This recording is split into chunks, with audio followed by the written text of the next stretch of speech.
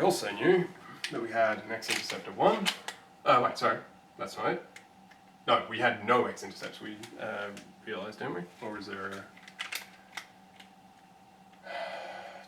Oh no, 0. Yeah, we can have 0. Did we even attempt to solve that? No, we should have. Solving this thing for 0.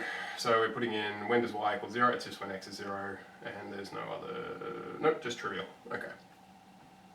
So that has to go through 0. Cool. Well, pretty plainly, this has to happen. Has to do something like that. Great. Okay. Yep, that's fine. Now, what also happens, if we do this with the CAS, we're going to find, should I do this with, yeah, we'll type it into the CAS now. There we go. So, calculus, derivative of, with respect to x over root, a whole lot of stuff, x square minus 4x plus 5, yes, bang. Cool, we get that right? Yep, nice. And then it's got domain problems obviously, but we're okay with that because we know that it actually exists everywhere anyway. We want to derive that again, so calculus, derive again, last answer, bang, turns out our second derivative is 4x squared minus 19x plus 20 or whatever. Yeah, we'll leave it that way. X squared minus 4x plus 5 to the 5 on 2. Which looks good. You could do that shorter as well. Anyway, but that's fine. Cool, so we get this. Alright, we want to know when is this thing equal to 0.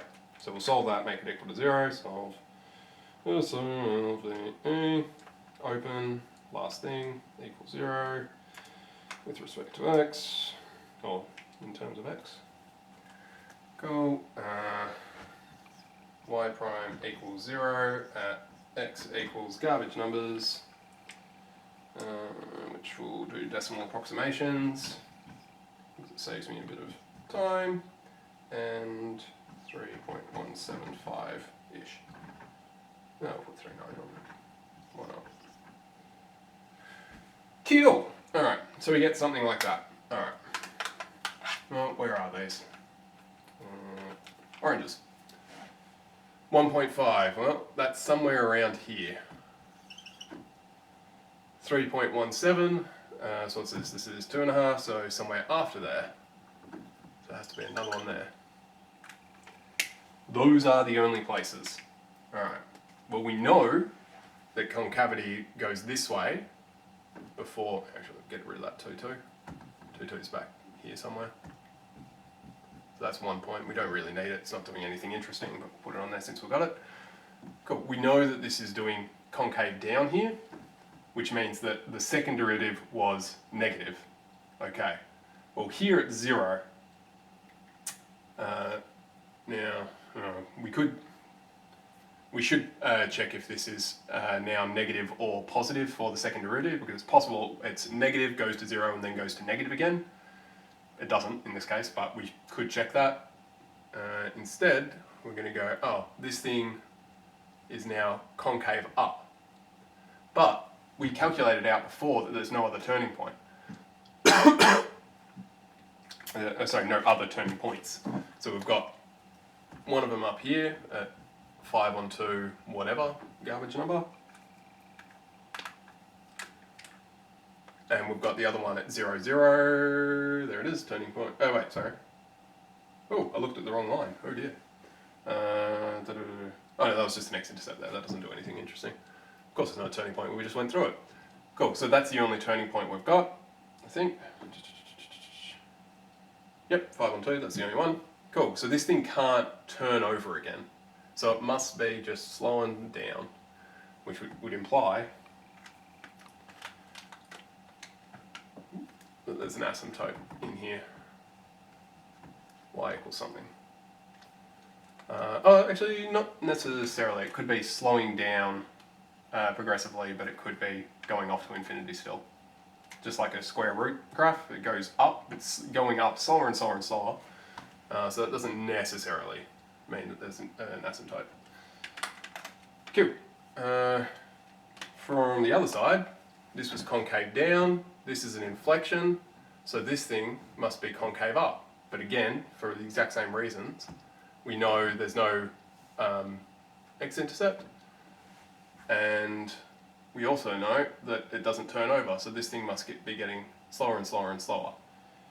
Now, since this doesn't have infinite range to wander, there has to be an asymptote in here somewhere. Could be at 0, could be at 1 or something. In fact, do I know what it is? I think it's at 1. Let's try and solve that. Just verify. Which colour haven't we used so much? Blue. So let's try and make this thing equal 1 and see if we can make it break. Cool, so 1 equals all of this, root garbage. So we get this thing, square root of garbage, which I'm going to cheat a bit and say this, just being careful about extra solutions that I may have created. With x squared, these two minus each other. Oh, you know, I can make this. Or at least potentially, we'll see if it actually makes any sense. Therefore, -5 on 4. X is -5 on 4 when this thing approaches 1. No, that's giving me stuff on this side, so that's going to be garbage. So I think that's going to be our asymptote on that side. But you can think it through more and play with it a bit, and so on. But, point being, we had no idea what this looked like. Now we know it looks something like this, and we can fiddle around a bit more if we want the asymptotes for it. But that's that. Is there anything else we need? No, that's that. So, all this is all about just playing around with what we know to do some new things. So, as I said, 6b is just doing dx dy instead of dy dx, and then flipping it back over when you're ready. Inverse trig is straight out of the book. It's just, oh, here's some extra rules. You know how to do sine, cos, tan and everything. You know how to do sec, cosec and cot. Now I'm giving you inverses as well. Cool. Second derivatives is just exactly that. You just do the same thing again. Finding inflections and concavities. Inflections are just, inflections are where the second derivative equals 0. You can have stationary inflections or non-stationary inflections, which is what that 3x3 grid runs through. And then that's what gives rise to concavities, or concavity changes, depending on which way you want to look at it. Cool. That's a lot of stuff. It's not the hardest thing in the world, but it's not terribly straightforward either. And more often than not, it's something in this sort of garbage that will usually throw you out. So long as you're thinking about some points and getting more than 2 or 3 things just to verify your thinking, you're usually safe, because if you make an error, usually you'll catch it if you're thinking about multiple places on the graph. But yeah, practice goes a long way for this. Best of luck to you.